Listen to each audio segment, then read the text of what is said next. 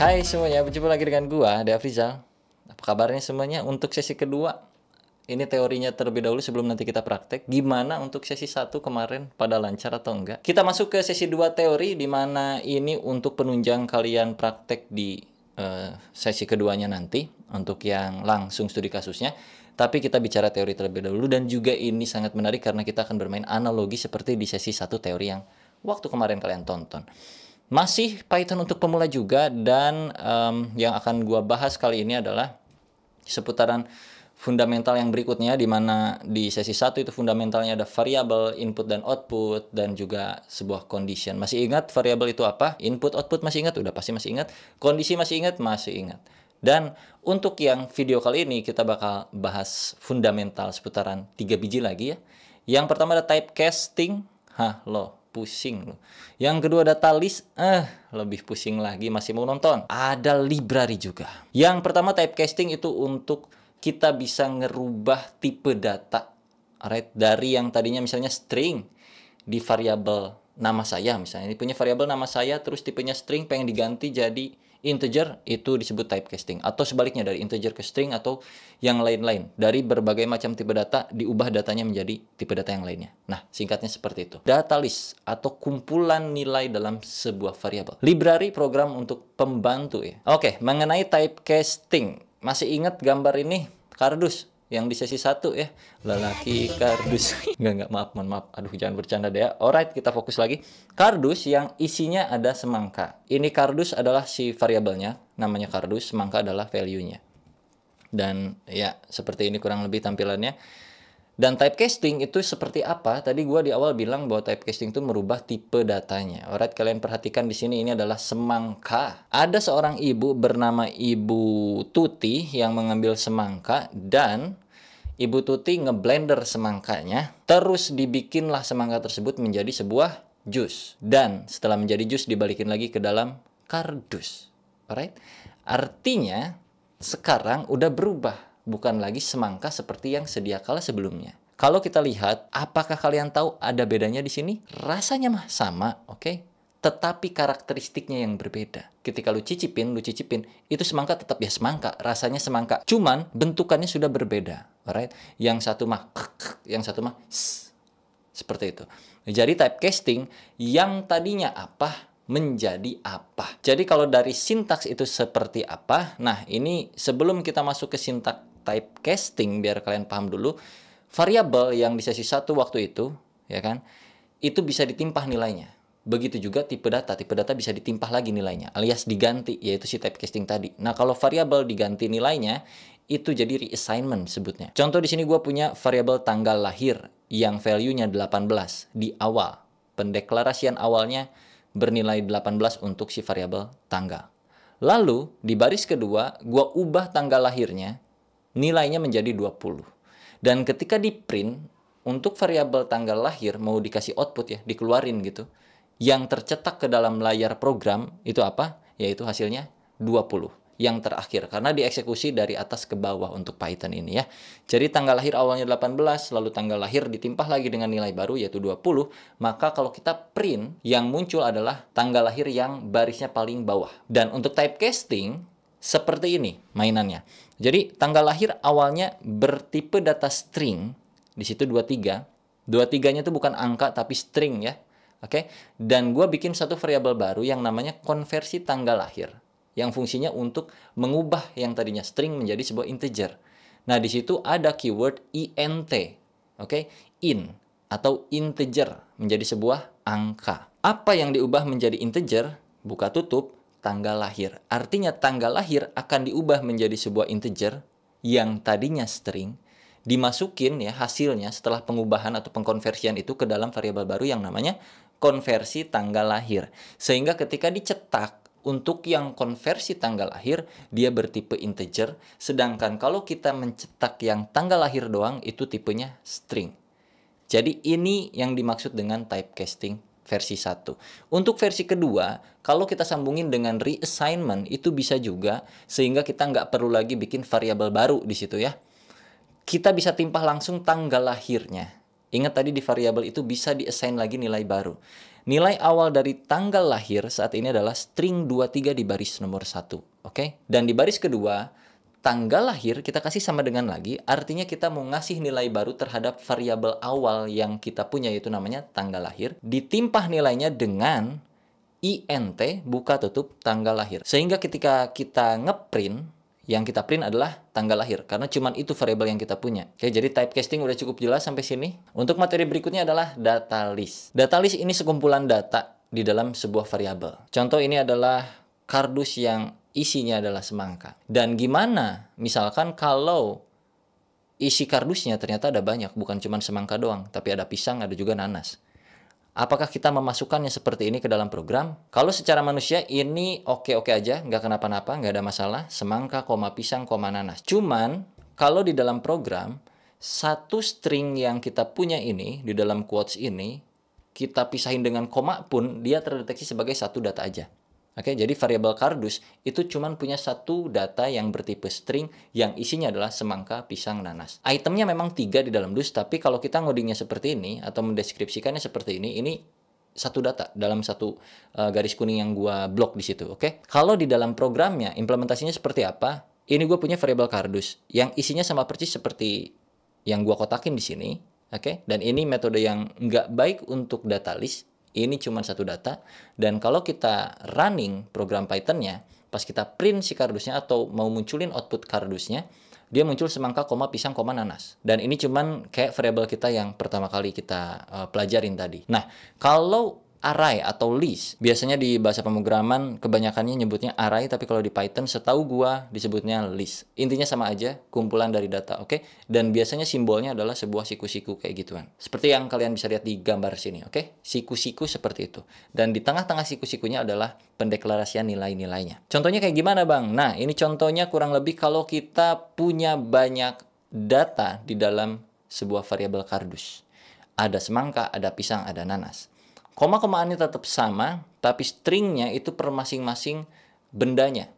Itu si semangka punya string sendiri, pisang punya string sendiri, terus nanas punya string sendiri, dan dibungkus oleh si siku-siku itu. Ini menunjukkan kita punya satu variabel dengan banyak data. Oke, sini berarti datanya ada berapa? Ada 3 biji, semangka, pisang, nanas. Dan kalau kita praktekin secara program, gua pakaiin siku-siku di situ, gua kasih string per masing-masing bendanya, gua kasih koma juga sebagai pemisah, dan ketika gua print, semuanya akan terpisah. Semangka ya semangka, pisang ya pisang, ya nanas gitu. Mau dipisah, mau disatuin, it's okay, nggak masalah, karena kalau udah dimasukin ke data list atau array kayak gituan, kita jadi bisa manage lebih dalam seputar benda-benda yang ada di dalam variabelnya. Kalian bisa lihat ada 3 data yang diikutin oleh siku-siku ya, berarti mulai dari setelah siku-siku pertama itu adalah data pertamanya semangka, diikutin yang kedua adalah pisang, yang ketiga adalah nanas. Dan ketika di print ini gua pakai sintaks yang namanya len, len, oke, untuk menghitung panjang data dari mana, dari variabel apa. Tuh lihat, len buka tutup kardus. Artinya gua pengen ngitung panjang data si kardus. Len itu length atau panjang, right? Jadi kardus punya data panjangnya berapa? Panjangnya adalah 3. Karena apa? Karena isinya pun memang 3 data. Kalau kita hitung 1 semangka, 2 pisang, 3 nanas. Alright? Dan kalau kalian lihat ke sintaks gue yang sebelumnya, di slide yang tadi awal-awal, kenapa gue mencetaknya seperti itu? Kardus siku-siku 0 untuk ngeluarin sebuah output ya. Kardus siku-siku 1, kardus siku-siku 2. Kenapa seperti itu, Bang? Jadi kalau kita udah bikin array, kita bisa ambil satu persatu bendanya untuk kita keluarin atau kita proses, kita olah bisa. Tapi kalau cuma satu string doang, alias seperti yang di awal tadi, yang kita bikin kayak gini nih, ini kita susah ngolahnya. Mau ngambil pisang doang susah nih, mau ngambil nanas doang susah nih. Tapi kalau udah di dalam array, cara pengambilannya tinggal seperti ini. Kardus 0 artinya semangka, kardus 1 artinya pisang, kardus 2 artinya nanas. Ada pertanyaan? Pasti harusnya ada pertanyaan kalau kalian nyimak dengan baik. Harusnya ada pertanyaan. Perhatikan di sini. Mana ya? Lihat, 1, 2, 3. 1 semangka, 2 pisang, 3 nanas. Lalu kenapa di sini gua manggil 0, 1, 2, bukan 1, 2, 3? Kalau kalian nyimak yang benar-benar fokus, kenapa sih Bang Dea di situ masukin 0 ya? Kenapa 1, kenapa 2? Tadi katanya cuman 1, 2, 3. Kok tiba-tiba ada 0 dan 0 adalah semangka? 1 adalah pisang, 2 adalah nanas. Nggak sesuai tuh. Kayak gimana tuh Bang? Oke, karena di dalam sebuah tipe list, oke, atau array, itu ada yang namanya index. Alright? Nah, formatnya kan seperti ini. Siku-siku A, B, C, D, E, F, G, sampai Z tuh. Secara bahasa pemrograman, array itu biasa dimulai dari 0 indeksnya. Kalau kita sebagai manusia bilang urutan nomor sesuatu itu 1, 2, 3, 4, 5, 6. Tapi kalau bahasa pemrograman dia mulai dari 0, khusus untuk array ini. Dan kita sebut namanya indeks. Jadi A di sini adalah indeks ke-0, B indeks ke-1, C indeks ke-2. Tapi kalau bicara bahasa manusia, A adalah data pertama, B adalah data kedua, C adalah data ketiga. Jadi ada separasi di antara keduanya gitu loh. Kalau bahasa manusia ya 1, 2, 3, 4, kalau bahasa pemrograman ya 0, 1, 2, 3 untuk urusan array dan yang namanya indeks ini. Kalau kalian masih bingung, penggambaran semangka pisang nanas ini, silahkan coba pikirin. Tadi udah gua kasih contoh di mana A adalah 0, B 1, C 2. Maka indeks dari kardus semangka, kardus pisang, kardus nanas, ya, untuk semangka itu berapa indeksnya? Silahkan dipikirkan. Betul, 0. Untuk pisang adalah 1, untuk nanas adalah 2. That's good. Makanya di codingan gua tulis seperti ini. Kardus 0, kardus 1, kardus 2. Karena gua tahu 0 adalah yang pertama, 1 adalah yang berikutnya, 2 adalah yang terakhir di variabel kita. Untuk yang variabel kardus. Oke, jadi tebakan kalian udah bener ya. Semangka 0, pisang 1, nanas 2. Dan kalau gua tanya sintaks kardus siku-siku 0, ini artinya apa? Artinya memanggil benda semangka atau buah semangka khusus spesifik di dalam variabel kardus. Ketika si runtunan data ini punya indeks, kita sebagai programmer bisa manggil indeksnya supaya bisa ngeluarin value-nya. Kalau misalkan di program kita pengen ngeluarin sebuah kata-kata pisang di dalam variabel kardus, yang kita lakukan adalah kardus siku-siku 1. Karena kita tahu pisang ada di indeks nomor 1. Kurang lebih detailnya seperti ini. Kalian bisa lihat. Kardus 0 itu ngarah ke semangka. Kardus 1 ngarah ke pisang. Kardus 2 ngarah ke nanas. Cukup jelas untuk seputaran indeks array. Ya, 0, 1, 2, dan seterusnya. Kalau tanpa siku-siku di print, munculnya seperti apa, Bang? Munculnya seperti ini. Semangka, pisang, nanas, anggur, jeruk. Oke? Dan kalian bisa lihat. Ada siku-sikunya plus separasi by comma, by quotes kayak gitu. Ini menunjukkan tipe datanya adalah array atau list. Oke, kita next step lagi di mana sekarang gua ngasih lihat bahwa kalau kita udah punya variabel yang bertipe data list atau bertipe data array, kita bisa manage lebih enak lagi per masing-masing bendanya. Oke, di sini kan buah-buahan nih ceritanya. Kardus.append artinya variabel kardus gua isi lagi dengan nilai baru, di baris kedua gua isi dengan nilai baru yang namanya anggur. So, secara imajinasi anggur bakal masuk ke sebelah nanas di dalam urutan isian kardus. Oke? Jadi kardus isinya awalnya semangka, pisang, nanas, dan gua append kardus tersebut dengan buah baru yaitu anggur. Jadi anggur adalah data yang keempat. Dan gua append lagi jeruk, berarti jeruk data yang kelima. Kalau secara indeks semangka itu masih 0, oke? Yang pisang itu masih 1, yang nanas itu masih 2, yang anggur itu jadi 3, yang jeruk adalah jadi 4. Ketika gua print kardus dengan buka tutup 4, karena jeruk ada di posisi indeks tersebut, maka ketika kita jalanin programnya, jeruklah yang muncul ke sini. Oke, cukup mengerti di sini kenapa kita mainin array sebagai seorang programmer, banyak yang mainin array untuk kebutuhan mengelola data pastinya. Biar seenggaknya hal-hal seperti ini bisa kita lakukan gitu. Pentingkah? Penting ketika kita integrasi dengan payment gateway misalnya atau dengan sistem ya pokoknya yang orang lain punya terus kita pakai juga sistemnya atau kerjasama kayak gitu. Itu biasanya mereka ngirim data berupa array ataupun berupa objek. Ya pokoknya panjang sampai kayak gitu dan kita kalau nggak bisa mainin array-nya itu akan kepusingan pastinya. So materi array ini cukup penting untuk awalan kalian cukup pelajari ini terlebih dulu. Oke? Cukup paham sampai sini? Kita move ke yang berikutnya.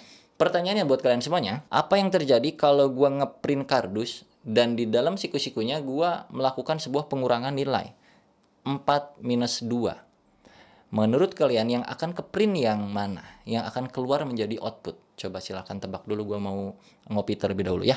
Bentar. Mari kita coba cek bersama-sama secara sintaks dan hasilnya ya.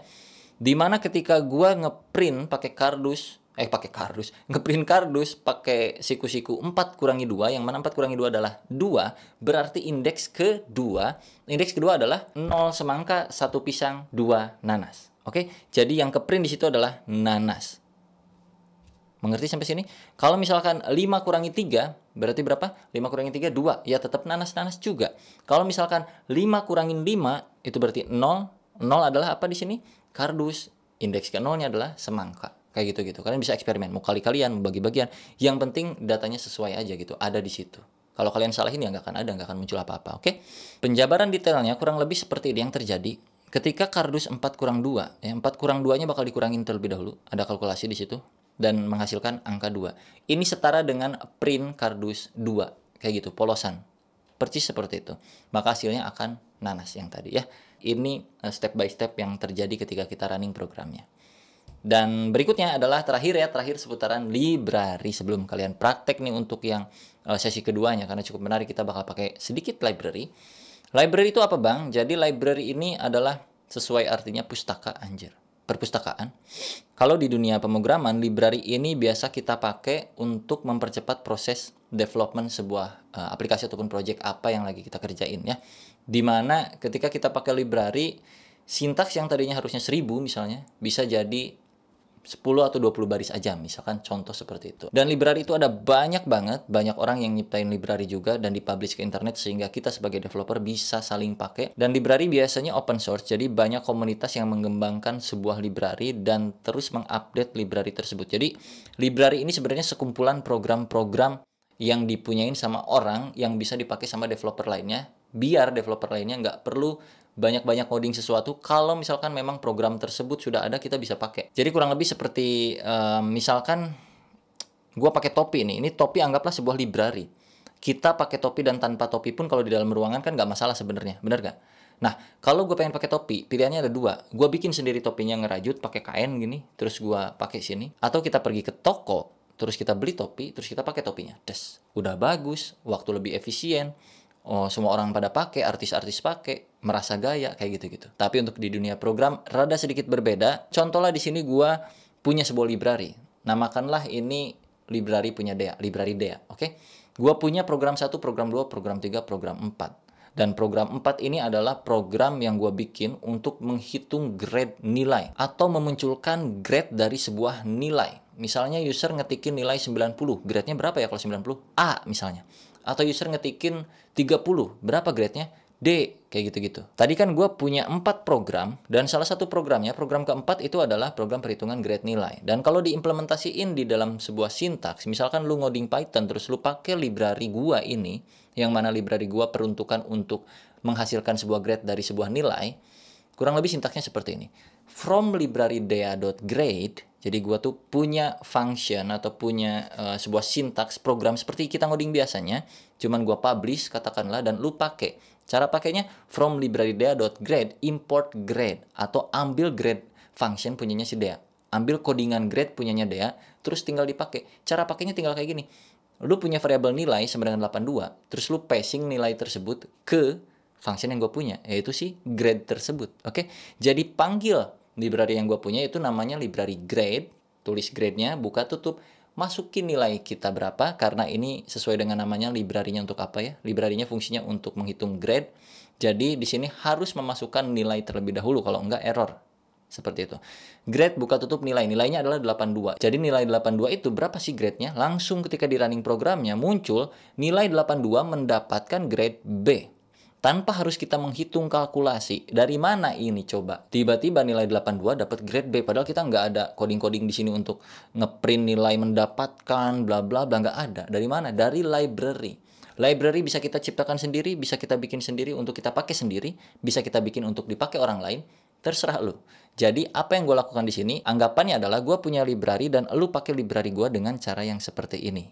Yang seharusnya kalau lu nggak pakai library gue, lu bakal ngoding yang kayak gimana? Kayak begini ngodingannya. Oke? 12 baris melawan 4 baris saja. Alright? Ini kalau kita nggak pakai library gue yang tadi, dalam kasus untuk mengeluarkan sebuah outputan grade dari nilai yang diinputkan oleh user. Kita harus bikin validasi dulu condition ke materi sebelumnya, yaitu if nilai lebih dari 90 maka print apa, elif nilai lebih dari 80 harus ngeprint apa, elif lagi, else-nya kayak gimana, belum lagi yang lain-lainnya. Ini baru contoh yang sederhana. Jadi di Python kebetulan library itu sangat banyak dan bisa kalian pakai, dan bahkan nggak cuman sesederhana ini library-nya. Ada banyak library yang kita bisa pakai untuk kayak macam face recognition atau machine learning, AI.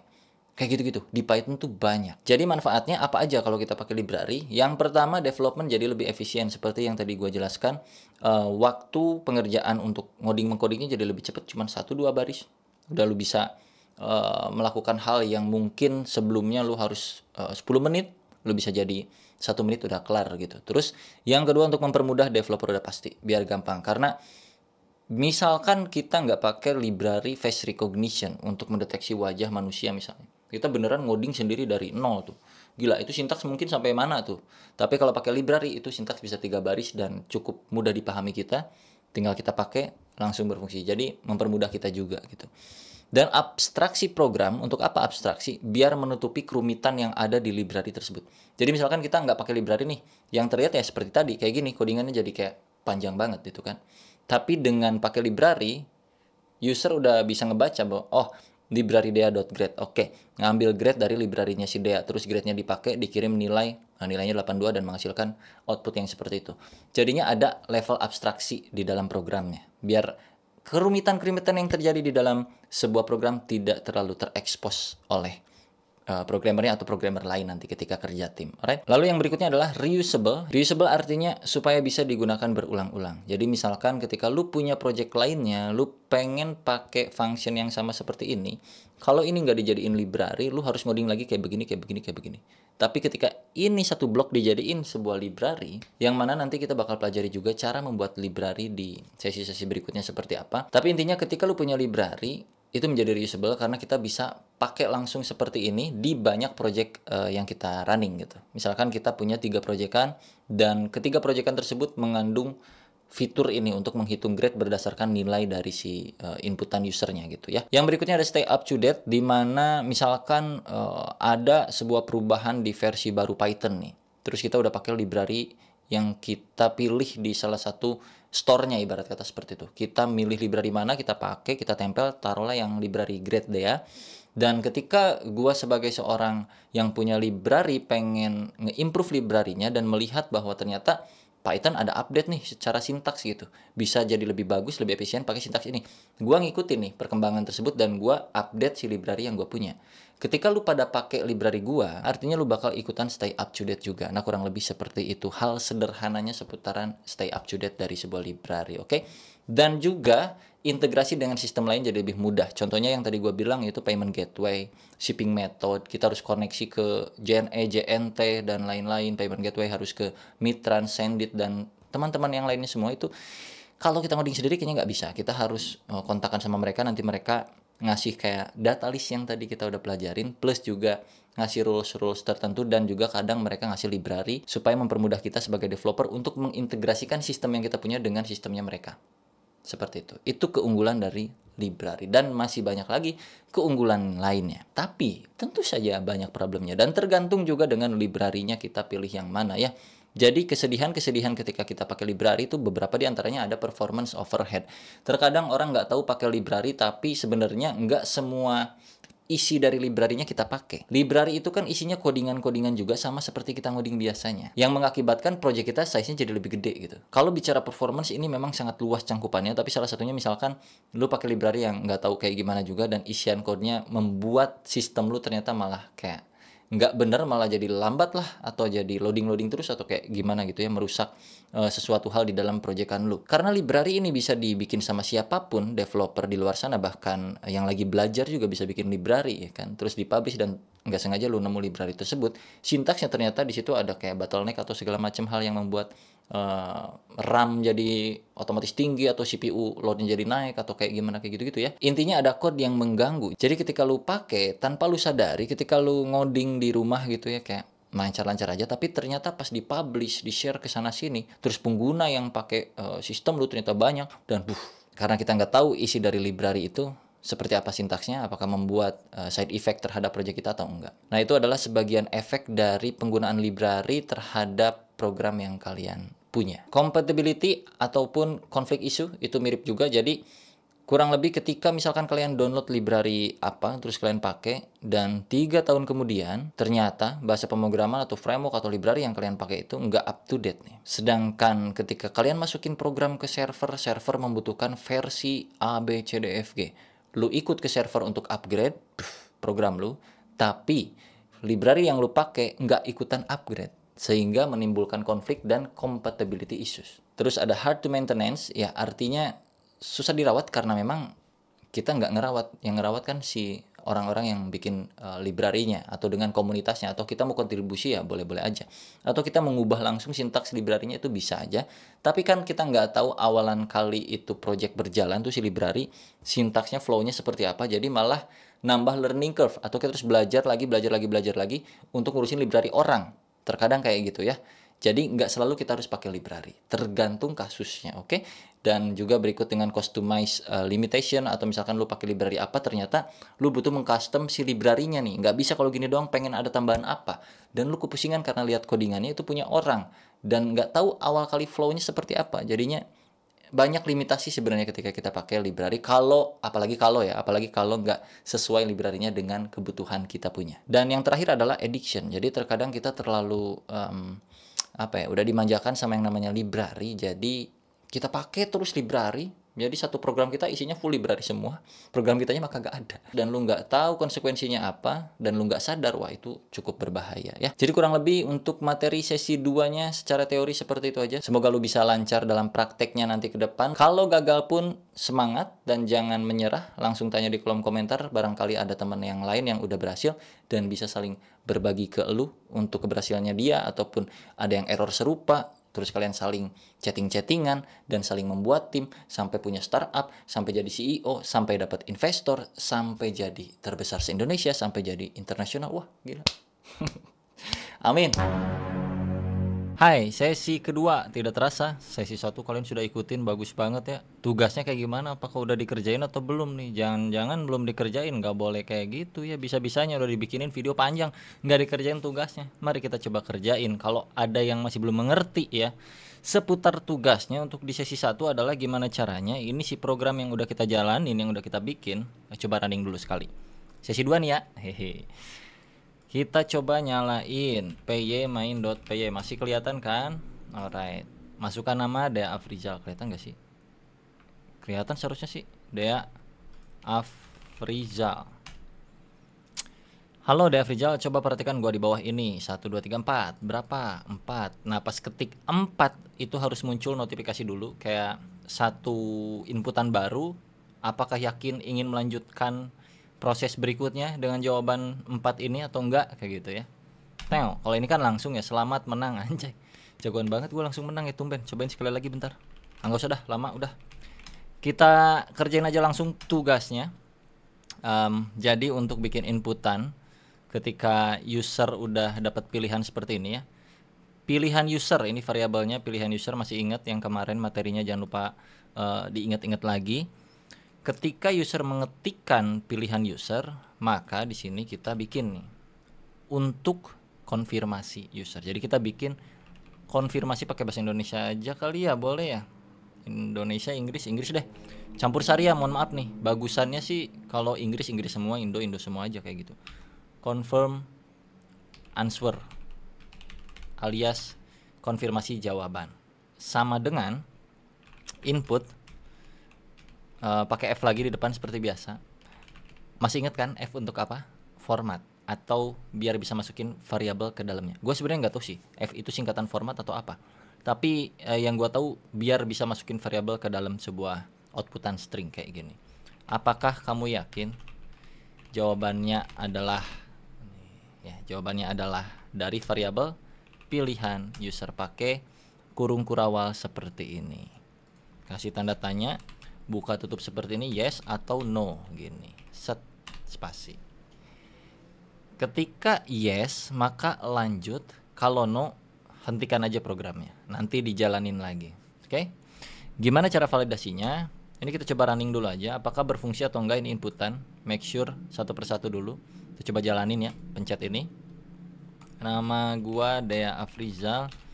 Jawabannya misalnya si Cuy Pai itu lagi ada di posisi 2 nih kayaknya. Kita coba 2, enter langsung.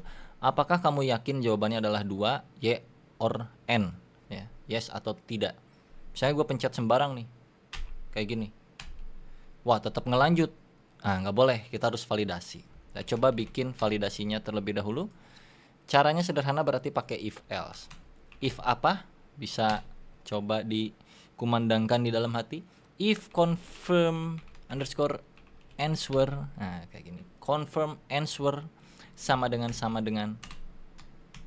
kasih string, karena ini tipenya string inputan tuh ya, sama dengan n atau no, maka apa yang akan kita lakukan?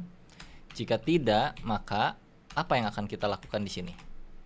Kan gini formatnya kurang lebih ya. Loh, else-nya kenapa rusak gue ya? Bentar. Apakah karena nggak ada jawabannya ini?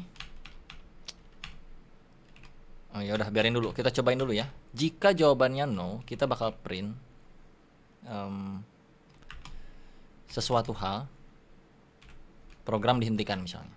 Program dihentikan. Terus kita exit. Nah, ini ada function bawaannya yang namanya exit bawaan Python biar programnya udah kelar dari terminalnya ke exit gitu. Klik aja exit, buka tutup seperti ini. Dah. Kita cobain dulu save.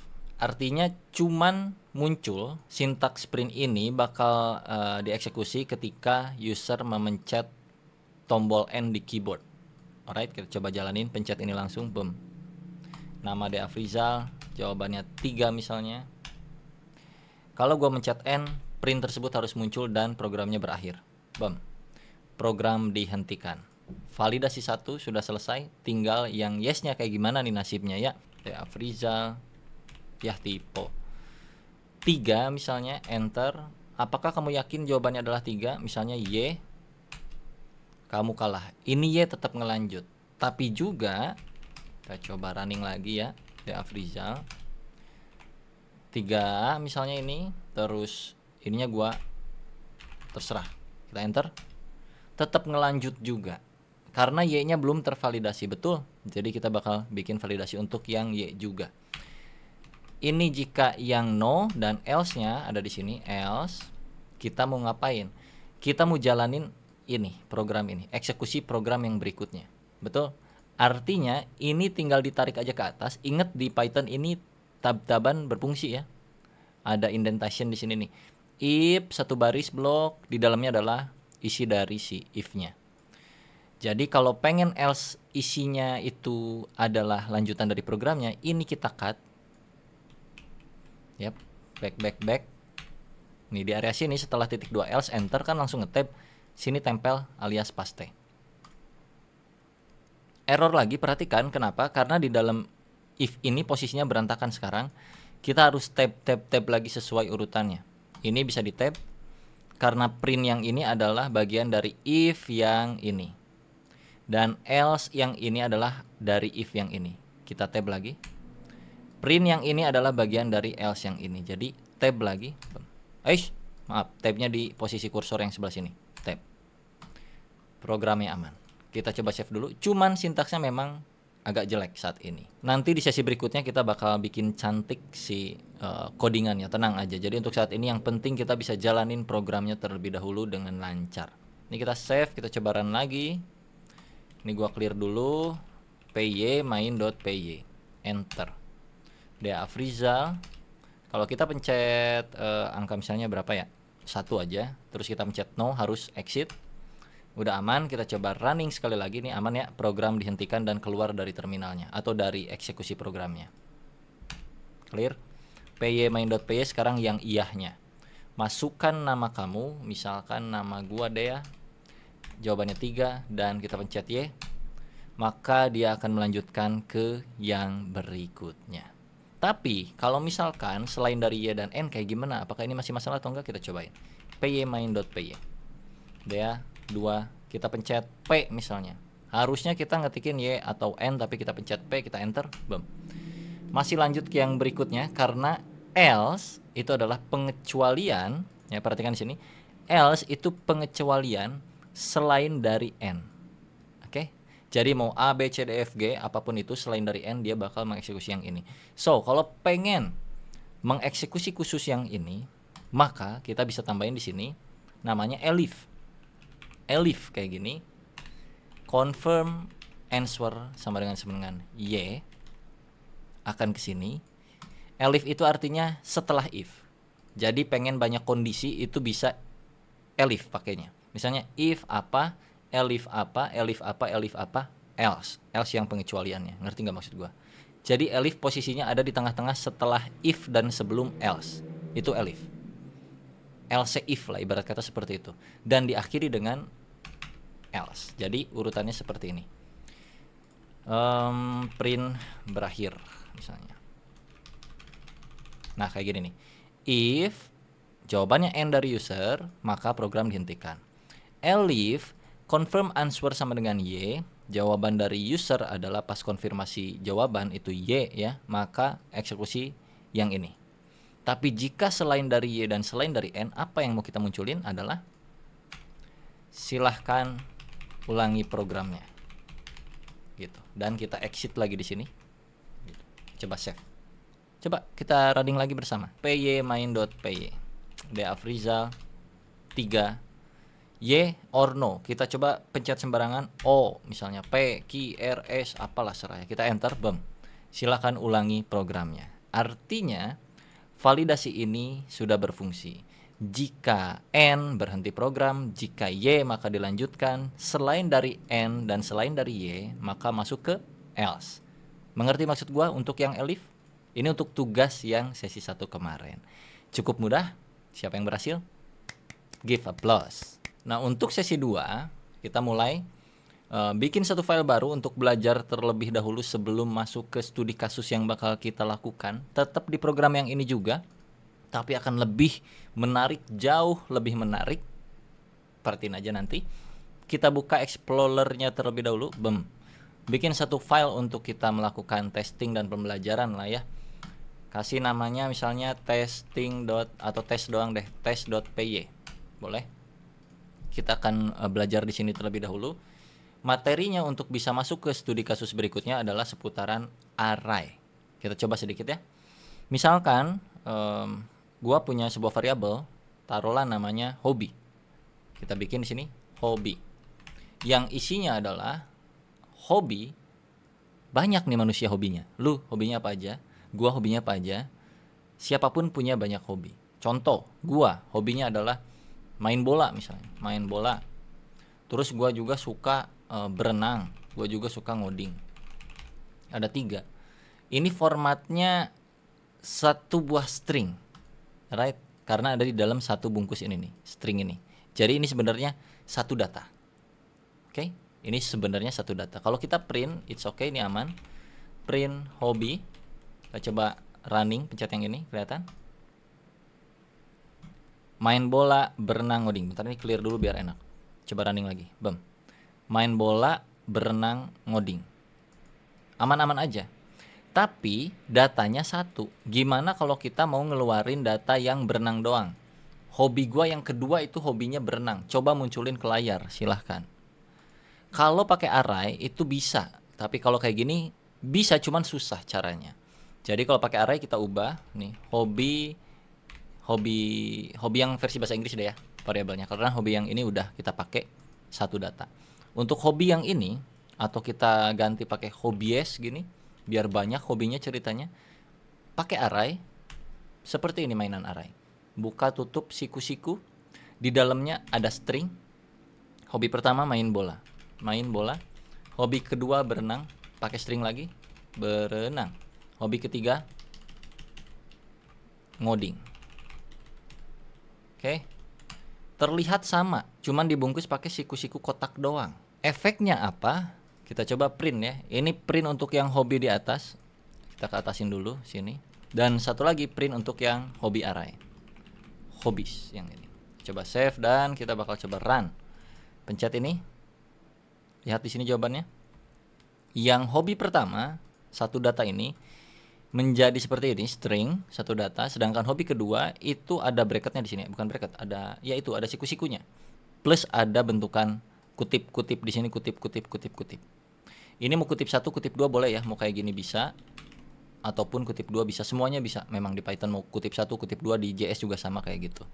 Jadi mau 1 2 ya aman, terserah lu. Di sini gua pakainya 2. Dan perhatikan di sini ada siku, ada koma juga. Nah, ketika kita punya data yang berupa array dan seseorang meminta hobi kita yang kedua dalam pelafalan ya, pelafalan itu seperti hobi gue yang pertama adalah main bola, Satu nih. Hobi gue yang kedua adalah berenang. Hobi gue yang ketiga adalah ngoding. Yang kedua apa? Berenang. Dalam program, kalau mau ngeluarin si berenang ini, berenangnya doang, ketika ditanya hobi lu yang kedua apa, kita bisa akses data array yang keberapa terserah kita, pakai buka tutup seperti ini ketika pemanggilan variabelnya. Ini variabel hobbies dipanggil di sini, di print ya, panggil, kasih buka tutup sikunya dan nomor berapa yang mau lu keluarin. Misalnya 2 tadi kan ya. Tapi sayangnya ketika seseorang minta hobi kita yang nomor 2, yaitu berenang, pas kita jalanin programnya, coba, tidak sesuai ekspektasi. Perhatikan, kita run, bam. Yang keluar di sini malah ngoding. Padahal hobi kita yang kedua adalah berenang. Kenapa? Karena ketika kita punya data array di dalam pemrograman, itu ada yang disebut indeks namanya. Indeks mulainya dari 0. Jadi data yang ada di dalam array itu mulainya dari 0 bukan dari 1. Kalau kita sebagai manusia mendeskripsikannya berdasarkan 1, 2, 3, tapi kalau program itu mendeskripsikannya berdasarkan 0, 1, 2, 3, 4 kayak gitu.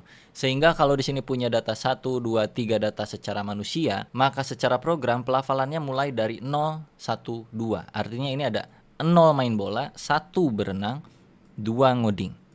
So, kalau kita di sini masukin hobbies, buka tutup 2, 0-nya main bola, berenangnya 1, 2-nya adalah ngoding. Maka wajar outputnya muncul ngoding di sini. Kalau pengen munculin yang berenang, berarti hobi 1. Kayak gini. Save, kita coba running lagi. Start. Sekarang kalian bisa lihat, sebelumnya itu ngoding, kalau sekarang sudah berubah menjadi berenang, sesuai urutan. Tapi lu bakal kepusingan di sini karena orang mintanya data yang kedua, tapi kita masukinnya data yang ke 1. So lu bisa akalin dengan cara seperti apa? Orang mintanya 2, oke? Dan kita save, biarin aja. Munculnya kan ngoding nih. Mana tadi? Munculnya kan ngoding. Kita clear dulu. py test.py. Munculnya ngoding. Di dalam sini kita bisa melakukan perhitungan terserah lu. Sesimpel ini lu bisa melakukannya. Kalau pengen tetap munculin di sini awalnya 2, tapi kita pengen outputnya berenang. Kalau pengen menyamaratakan bahasa program dengan bahasa manusia secara pelafalan indeks yang 012 dengan 123, maka ini kita kurangin aja 1 kayak gini. 2 kurang 1. Oke, si minus satunya itu biarin aja. Biarin aja kayak gitu. Atau lu mau bikin variabel baru di sini boleh. Ya, misalnya contoh variabelnya adalah index. IDX boleh atau indeks gini boleh, sama dengan 1. Oke? So, 2 dikurang indeks. Sama aja. Artinya 2 dikurangi 1 itu berapa? 1. Jadi hobbies yang urutannya 1 itu mana? Ini 0, ini 1, tetap berenang. Ketika kita run, perhatikan di sini, berenang, tetap berenang, aman. Ngerti nggak maksud gue? Jadi kalau misalkan ada seseorang lagi yang minta, hobi lu yang ketiga dong, gue pengen tahu. Ganti aja langsung di sininya 3. Save, running lagi. Ngoding, hobi yang ketiga. Ngoding.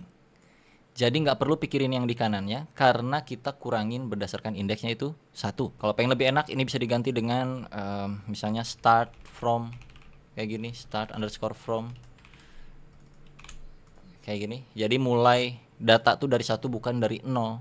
Jadi kita bisa masukin start from ke area sini, biar ketika orang minta data, hobi lu yang pertama apa? 1 aja sini udah. Lu save, 1 dikurangin 1 berarti 0. 0 di dalam hobis ini yang mana? Yang main bola. Kalau 2 dikurangin 1 berapa? 1. 1 di dalam variabel hobis yang mana? 0, 1.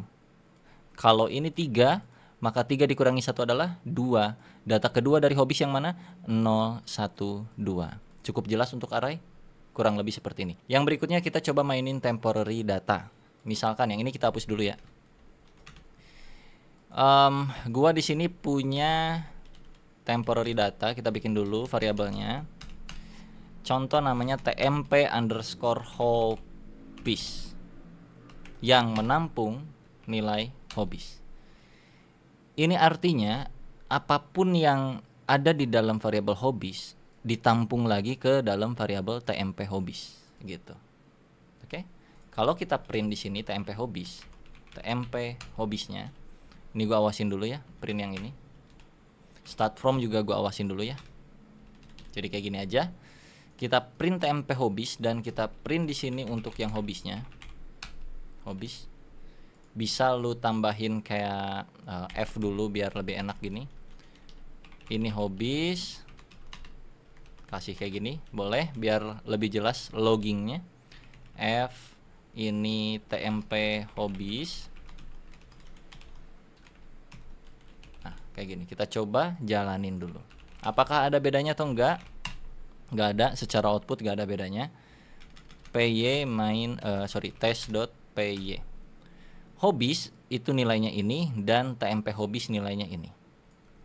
Udah cukup paham sampai sini? Jadi bisa di copy ke sini. Manfaatnya buat apa? Misalkan kita mengubah data nih ya. Mengubah data sesuatu hal lah pokoknya. Untuk bagian yang TMP hobbies. TMP hobbies gue pengen misalkan si berenang itu bukan berenang. Kita manipulasi misalnya. Contoh. Saat ini hobbiesnya itu main bola, berenang, dan ngoding. Tapi di TMP hobbies gue nggak mau sama. Gue pengen yang berenangnya terganti. Jadi cara ngaksesnya adalah TMP hobbies. Ini kan udah punya nilai yang sama ya, seperti yang hobbies. Kasih buka tutup seperti ini, mau akses data yang mana? Misalkan data yang berenang mau kita ganti ini ya. Jadi berenang ini urutan yang keberapa? Indeksnya. Indeks arraynya 0, 1. Maka kita masukin sini 1. Mau diganti sama apa data berenang? Misalkan sama biliar. Biliar, kayak gini. Hap. Kalau udah kita coba print TMP hobbiesnya. Print F TMP hobbies. TMP hobbies. Artinya apa? Pertama, kita punya variabel hobbies yang menampung data array 0, 1, 2. Ada 3 data, dimulai dari data ke 0 main bola, data pertama berenang, data ke susah banget nih bahasa manusia dan bahasa program nih ya. Urutan indeks ke 0 itu main bola, urutan indeks ke 1 berenang, urutan indeks ke 2 ngoding. Setelah itu data hobbies ini kita tampung ke dalam TMP hobbies, variabel yang baru. Jadi TMP hobbies saat ini di baris kedua punya data yang sama seperti data hobbies. Mengerti? Terus kita cetak si hobbiesnya yang mana ini yang bakal muncul ke layar pertama kali. Lalu TMP hobbies kita timpah nilainya, yang mana yang ditimpah adalah urutan array, urutan indeks array yang indeks ke 1 yaitu berenang. Ini 0, ini 1. Oke, gua takutnya salah nyebut nih, bahaya nih ya. Sama dengan biliar. Artinya berenang diganti menjadi biliar. Terus kita print TMP hobbies yang ada di sini. Karena nilainya sudah ditimpah untuk urutan indeks 1 dengan nilai baru, maka ngeprint di paling bawah itu bakal ngikutin update-nya juga tetap gitu. Kita coba run ya. Let's go. py test.py. Ini filenya test, jadi kita runningnya py spasi test.py. Enter. Boom. Hobbies yang original itu main bola, berenang, ngoding. Sedangkan TMP hobbies main bola, biliar, ngoding. Oke, ini untuk manipulasi data array. Fungsinya buat apa? Nanti di studi kasus bakal lu tahu materi yang gua kasih di awal ini bakal dipakai untuk apa. Nggak akan jauh-jauh dari sini kok, tenang aja. Dan again, tadi di sebelumnya gua bilang, apa yang di dalam siklus ini lu bisa lakukan penjumlahan, pengurangan kayak gitu-gitu. Contoh di sini 1 plus 1 sama dengan 2. Artinya nilai yang mana yang akan berubah? Kita clear dulu. 0, 1, 2. Maka ngoding akan berubah menjadi biliar. Kita coba run. Main bola berenang, ngoding biliar. Betul? Ngodingnya berubah menjadi biliar. Mau lu iseng juga boleh. Misalkan di sini 10 kurangin 10. Ini kan artinya 0 ya. Ini ngapain tapi by the way, tapi ya bisa lu coba gitu. Yang 0 itu berarti yang mana? Yang main bola. Main bola akan terganti oleh biliar. Kita coba. Bam. Nih, main bola jadi biliar, sisanya tetap sama. Ya jadi ini bebas mau ngapain, mau perkalian, pembagian, selalu cuman ngapain aja. Disesuaikan dengan kebutuhan. Tapi ada sedikit tips yang paling kepake bagi kita sebagai developer kalau mau nyari data terakhir. Itu caranya kayak gimana? Misalkan di sini ada 10 data, 1000 data misalnya kayak gini. Ini gua copy dulu ya. Kayak gini misalnya. Nah, data terakhir. Nih. Kalau kita programmer pengen tahu data terakhir yang ada di sini tuh apa nilainya. Saat ini nilainya stringnya adalah data terakhir ya. Cuman kalau pengen tahu data yang terakhir, itu kita bisa akalin. Bukan dengan cara yang lu hitung dulu 1, 2, 3, 4, 5, 6, 7, 8, berarti ada 7 data karena 8 kurang 1. Kalau indeks program kan berarti 7. Lu masukin sini 7. Ini adalah data terakhir. Data terakhir kita ganti jadi biliar misalnya gitu ya. Itu bisa aja tapi terlalu manual. Bayangin kalau ada 1.729.6 sekian-sekian data dan kita masa ngitung satu persatu gitu, datanya kan nggak tahu ya. Nah, di dalam array itu kita bisa hitung jumlah data atau panjang datanya. Dengan cara seperti apa? Ini gue balikin dulu. Kayak gini. Lu bisa print pakai yang namanya kayak gini. Len itu menghitung panjang dari sebuah data. Len buka tutup. Apa yang mau dihitung adalah data hobbies. Jadi ini artinya untuk mencari tahu berapa jumlah panjang data yang ada di hobbies. Kita coba print ya. Ini masukin aja ke dalam print. Kayak gini. Ini gua awasin dulu. Oke, kita komentar dulu dan kita coba running. Clear. Bam. Ada 8. Berarti len ini adalah bahasa manusia. Karena kalau bahasa program dia mulai dari 0. Sedangkan di sini munculnya 8. Data kita sebenarnya ada 8 secara manusia dan 7 secara program index array. 0, 1, 2, 3, 4, 5, 6, 7. Jadi kalau kita udah tahu lennya 8 ya, kita bisa ngeprint yang terakhir dengan logika seperti apa? 8 dikurangin 1. Benar? 8-nya kan udah otomatis dari sononya ketika kita pakai len hobbies. So kalau len hobbiesnya kita minusin 1, ini adalah data terakhirnya dari array hobbies ini. Setuju? Kita coba print, cetak keluar ke 7. Dan cara outputinnya kayak bagaimana? Ini kita jadiin variabel aja dulu. Nggak usah di print. Kayak gini. Ganti jadi variabel. Last data. Sama dengan gini. Len hobbies kurangin 1. So, untuk mengeluarkan nilai yang ada di dalam array, salah satu nilainya, ya keluar, itu kan pakai siku-siku seperti ini. Jadi lu masukin dulu sini hobbies. Buka tutup seperti ini. Masukin angka berapa yang mau lu keluarin. Kan gitu ya. Tapi PR-nya adalah kita pengen munculin yang terakhir tanpa harus kita ketik manual angkanya berapa atau indeksnya indeks keberapa. Karena di sini kita udah punya variabel yang nampung data terakhir, angka indeks data terakhir di dalam array yang kita punya. Pusing lu, bagus. Print hobbies dari last data. Kita coba. Harus data terakhir yang munculin ini, teks ini. Oke, atau kita ganti jadi dea gini aja deh, data terakhirnya. Jadi yang ke print harusnya tulisan dea. Kita coba run. Dea. Atau kalau pengen mau direct langsung tanpa variabel ini bisa aja. Lu masukin len hobbies minus satunya ke dalam siku-siku langsung seperti ini. Ini artinya hobi, len hobbies dikurangin 1 mencari data yang terakhir. Coba run lagi, pastikan tetap sama. Dea. Right? Kalau diminusin 1 lagi berarti yang mana? Yang ngoding. Coba run. Ngoding. Kalau diminusin 1 lagi berarti yang mana? Yang X ini. Coba run. X. Minusin 1 lagi, ngoding lagi. Ini misalkan gua ganti jadi hahaha. Berarti harusnya yang ini kan. Coba run. Oh, bentar belum di save. Minusin 1. 1 1 1 1 1 1 1 1 1 hahaha harusnya. Nah, udah hahaha seperti itu. Agak sedikit aneh memang kalau kita mainin kayak beginian. Jadi cukup sampai ke -1 adalah data yang terakhir. Oke, kita coba bersihkan ini dan kita mulai masuk ke program studi kasus kita di sesi kedua. Cukup lama pemanasannya, setengah jam, cukup kali ya. Mari kita mulai. Untuk studi kasus yang kedua, ini back to file utama kita. Yang tes bisa dihapus aja, ini delete aja langsung ya. Pencet klik kanan delete. Atau lu mau diemin juga nggak apa-apa buat latihan lu, serah lu lah. Oke, ini gua awasin dulu sidebarnya, terminalnya gua awasin. Di sesi kedua ini kita bakal bikin cuipai-nya masuk ke dalam visual gambar yang kita punya, yaitu si lobang goa-nya. Apakah itu mungkin? Mungkin saja dengan permainan logika dan manipulasi data. Oke. Pertama-tama kita harus pecah dulu ya. Kita harus pisah dulu si visual gambarnya keluar. Kita bisa bikin di sini. Ya, ini kita bisa masukin ke dalam variabel. Taruh aja di sini nama variabelnya misalkan gua. Jadi kita masukin di sini goa. Goa ya, bukan gua. Goa kita masukin seperti ini.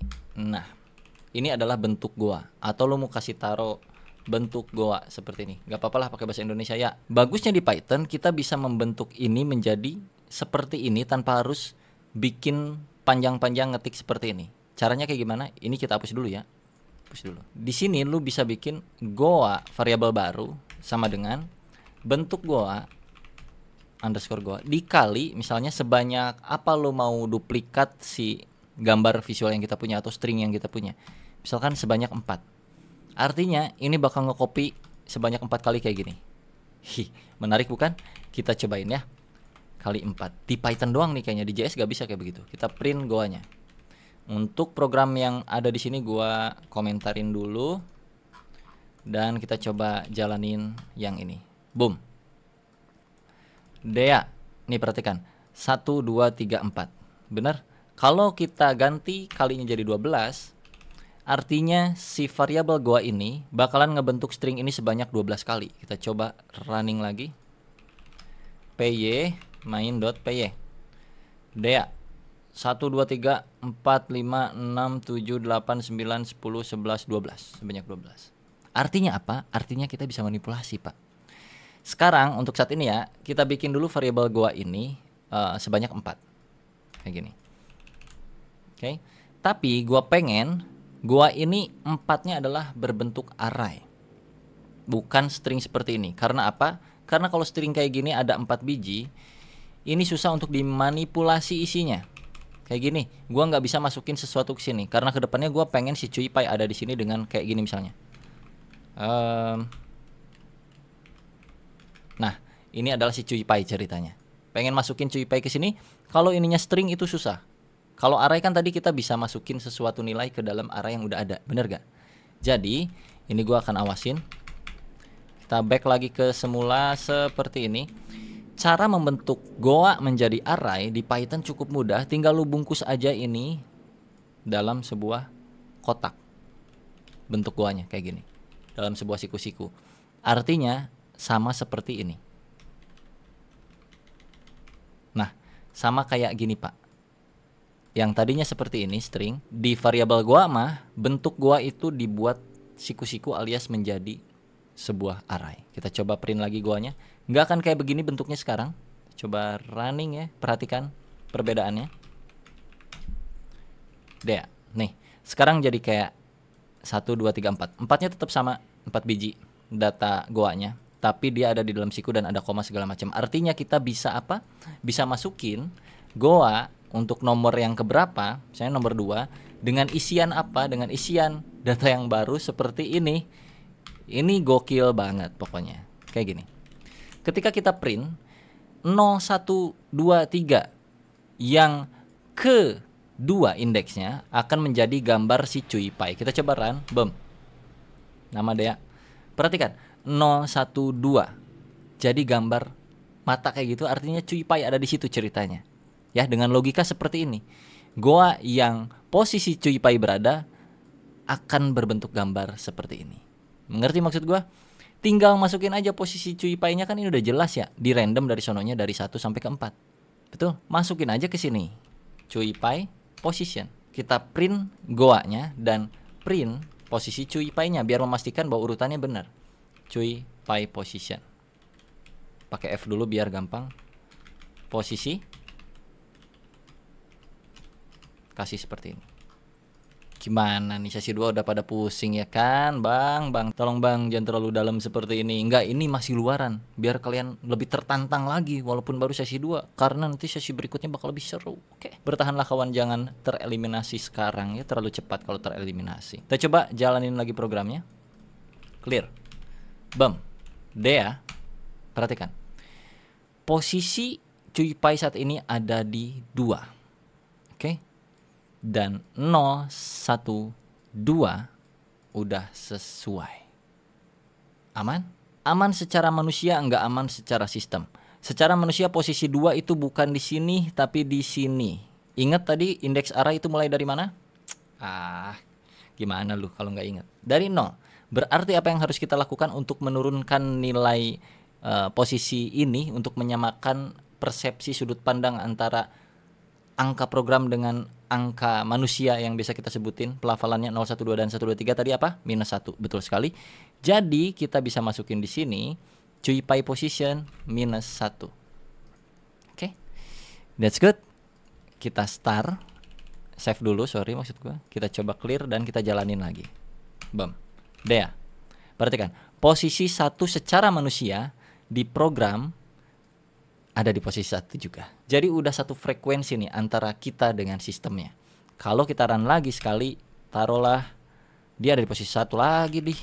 Yang agak random dong cuy pai. Bam. Nah, sekarang ada di posisi keempat.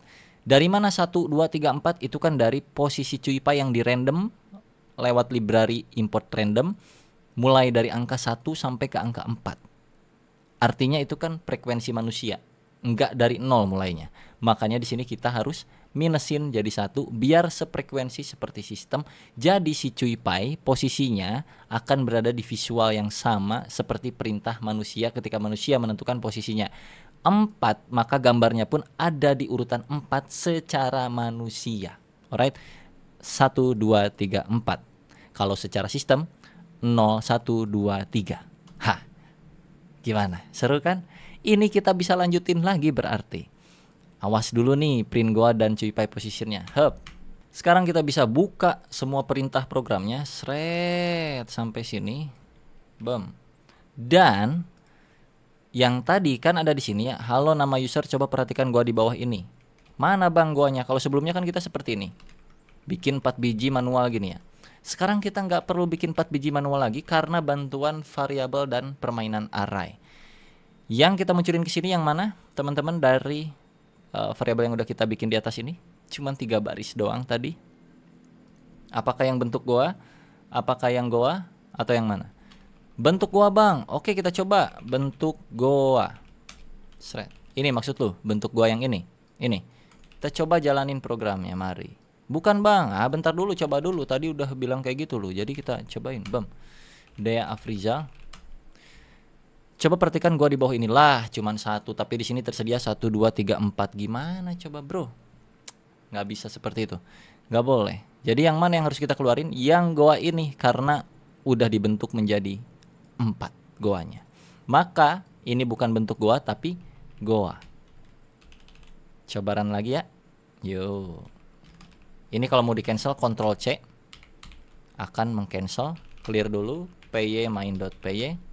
Nama gua Deafrizal dan halo Deafrizal, coba perhatikan gua di bawah ini 0 1 2 3 ya kan? 1 2 3. Cuy pai-nya kelihatan di posisi ke-2. Menurut kamu gua berapa cuy pai berada? Ya udah jelas nomor 2. Kita coba enter, menang atau enggak. Des. Yakin 2? Yakin. Bam. Selamat Deafrizal menang. Wah, gimana dong bang, sekarang gawat selalu menang. Iya tuh, udah ada algoritma yang kita bikin sendiri. Yes, ini kan algoritma disebutnya. Ini pemikiran kita, logika kita yang kita tuangkan ke dalam sebuah sintaks. Betul, menarik kan? Coba clear sekali lagi ya. Kita menang atau kalah nih, Dea A. Ada di 1, ya udah kita 1 aja. Puff. Yakin? Yes. Menang lagi, sekali lagi kita coba kalahin. Set. Dea A. Ada di 4, kita coba bikin 2. Bem, yakin? Ya. Kamu kalah. Wah, padahal udah ini. PR-nya kayak gimana nih? PR-nya adalah gimana caranya ketika ini muncul pertama kali nggak munculin yang cuy pai-nya ada di mana. Jadi nggak boleh, harus kosong dulu. Nanti cuy pai-nya bakal nongol setelah kita pilih jawaban. Hayo lo. Gua sebat dulu. Silahkan berpikir. Hihi. Dari materi yang sebelumnya kok nggak jauh-jauh. Bener banget. Pinter. Temporary variable. Mari kita bikin kopiannya. Kopian dari mana bang? Kopian dari goa yang ini. Oke, gua bisa bikin di sini temporary goa, atau kita bikin goa kosong. Sama dengan goa kosong adalah copy dari goa ini. Kita bisa bikin seperti ini, goa.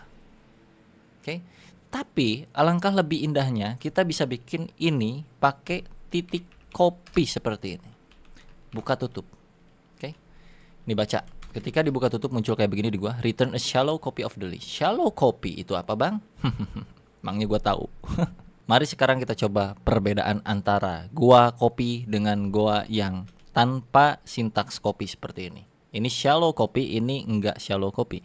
Perbedaannya adalah gua bikin dulu, bukan gua ya. Gua pisah dulu nih, kita coba bikin di file baru yang tadi atau file test tadi ya, py. Sebagai sampelnya kayak gini. Ini bentuk goa, tadi udah kita punya, dan juga variabel goa. Terus kita punya kopiannya. Goa apa tadi ya? Gue lupa dah. Goa kosong ya. Goa kosong sama dengan dari Goa kayak gini. Dah. Kita print Goa dan print Goa underscore kosong. Keduanya akan sama, coba run. Sama. Tapi ketika Goa kosong gua ubah nilainya, isian dari Goa kosong, misalnya yang kedua gua ubah menjadi Dea kayak gini, maka Goa kosong urutan kedua akan diisi oleh Dea. Karena kita nggak pakai .copy, function yang shallow itu, shallow copy, maka ketika kita run, yang Goa originalnya, ini originalnya ya, ini kan original, gua kasih komen dulu, ini original Goa. Oke, terdistraksi, terganggu nilainya karena kita copy referensi nilai Goa itu seutuhnya sama seperti Goa kosong. Artinya apapun perubahan di dalam Goa ini atau di dalam Goa kosong itu bakal berdampak antara keduanya gitu. Lu ngubah yang satunya lagi, misalnya Goa kosong data yang ke ini nih, yang ke 0 misalnya kita ubah menjadi SD, maka akan terdampak keduanya. Keduanya. Tapi ketika kita pakai dea.copy, maka Goa kosong bakal menduplikat si Goa dan memutuskan hubungan antara keduanya. Ini original juga. Tapi bukan original yang Goa. Dia original Goa kosong. Wah, pusing ya. Ini baru sesi 2 bang, gimana dong bang? Ampun bang. Tenang teman. Ini bakal terpakai untuk masa depanmu. Ya percayalah. Jadi kalau kita running nih, perhatikan sekarang. Data terakhir ini adalah data yang pakai shallow copy. Si Goa tidak terdampak. Goa-nya itu kan bentuk Goa dikali 4, yaitu yang kosong ini dikali 4 yaitu kosong. Sedangkan Goa kosong sekarang diisi oleh data baru itu Dea dan ASD. Jadi ada ASD dan ada Dea, tapi yang atas nggak terdampak. Sedangkan yang lainnya sebelum pakai copy itu terefek. Walaupun sebenarnya di sini penamaan variabel kita terbalik. Jadi kita balik lagi ke main file kita. Kita modifikasi sedikit. Artinya yang ini adalah Goa kosong, dan yang ini adalah Goa copy. Kayak gini aja. Goa sesungguhnya. Begini, Goa kosong.copy. Jadi yang bakal kita ubah adalah bukan variabel Goa kosong. Goa kosong biarlah kosong. Yang kita bakal ubah adalah kopiannya yang udah kita pakein shallow copy. Yaitu si variabel Goa. Ini gua kasih komentar dulu. Ini tetap harus kosong. Ini adalah tempat baru untuk si CuiPy. Gitu ya. Boleh dimodif yang ini. Tapi yang kosong itu biarlah kosong. Nah sebenarnya untuk kasus yang kita punya saat ini nggak apa-apa kita ngeganti si Goa kosongnya juga nggak apa-apa. Tapi ini sekaligus aja gua kasih materi seputaran shallow copy ini karena penting. Nanti di dunia kerja pun banyak dipakai untuk shallow copy ini. Intinya sekarang yang kita ubah cuman variabel si Goa tanpa merubah Goa kosong. So, untuk di bagian yang ini, kalau kita masih pakai Goa, variabel yang Goa ini, dia bakal tetap munculin CuiPy-nya di mana. Kita run, kita coba run py main.py. Dia bakal tetap munculin karena kita panggilnya adalah si Goa tempat bersembunyinya si CuiPy. Kalau mau yang format kosong berarti kita panggil yang Goa kosong. Goa underscore kosong. Oke, kita coba run lagi. Ctrl C, clear. Main.py, Dea Afrizal kosong.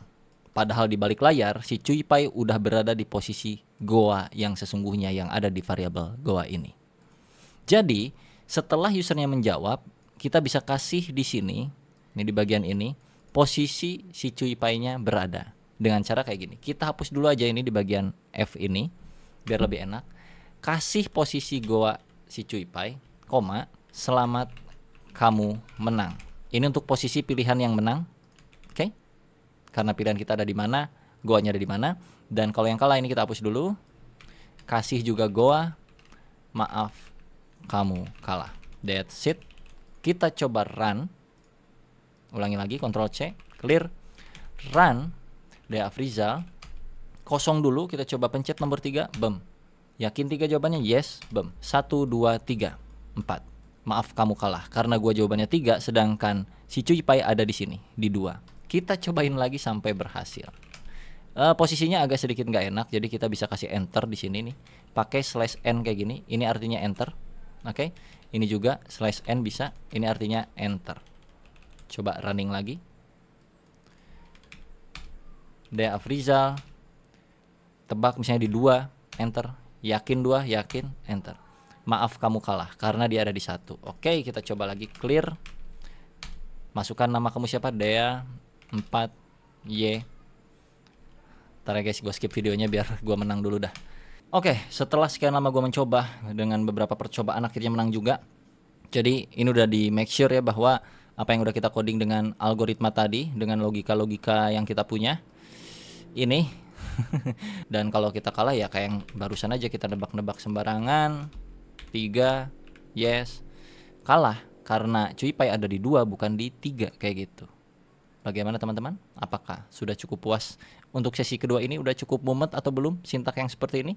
Cukup mengerti atau tidak? Silahkan di kolom komentar. Kalau pusing, kalau kekencengan, kalau terlalu wow, kalau amazed, ataupun kalau lu seneng ternyata Python serame ini, ataupun kalian merasa kayak susah banget bang, teman-teman yang lain susah nggak ya? Lu tanya aja di kolom komentar, kalian guys apakah susah atau enggak guys? Kok gua pusing ya gitu? Silahkan dibaca di kolom komentar. Ada satu PR di sini, di mana ya kalau kita lihat ini bentukannya masih berupa array dan nggak bagus seperti ini ya. Gimana caranya ini bentukan si array ini hilang tanpa ada siku-siku, tanpa ada kutip, tanpa ada koma. Jadi beneran kayak list gua gitu yang kayak sebelumnya di video sesi 1. Silahkan cari tahu sendiri, gua kasih tahu keywordnya adalah join array. Silahkan. Jangan lupa pantengin terus untuk sesi ketiga karena kita akan bermain lebih seru lagi. Oke. Gua De Afrizal, semoga bermanfaat. Jangan lupa komen keseruan kalian dalam belajar Python di playlist ini. Bye bye.